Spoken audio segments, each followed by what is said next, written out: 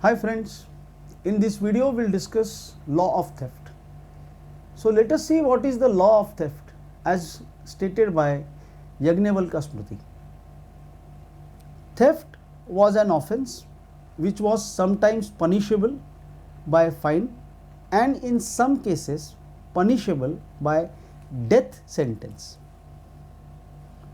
Following are the parameters to identify a suspect.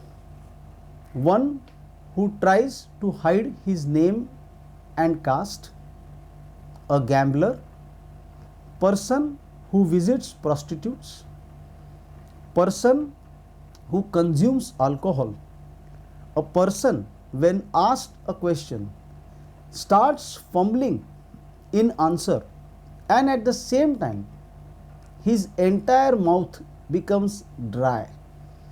A person who inquires about a wealth of other person, a person who stays by changing his identity, a person whose residential whereabouts are not known to anybody, a person who sells the stolen article. So friend, these are the law of theft which is being stated here. One important aspect is, in some cases of theft, the penalty was death, which probably is not there today. There is a punishment for death in case of theft in the ancient period. And also there are certain parameters which are given as to how a suspect should be seen. Who could be a suspect? There are certain aspects which are written: a person who hides identity, a person who sells stolen goods, a person whose whereabouts are not known. That is how a suspect was considered. So what we can see is, today the law of theft is in the criminal law of the present day. At that point of time, law of theft was dealt differently. It had its own parameters to find out who could be the probable thief in a particular theft. Let's see what more is stated regarding law of theft in this particular chapter. Grampal, road officer and village officer would be responsible for keeping the crime of theft under control in their village.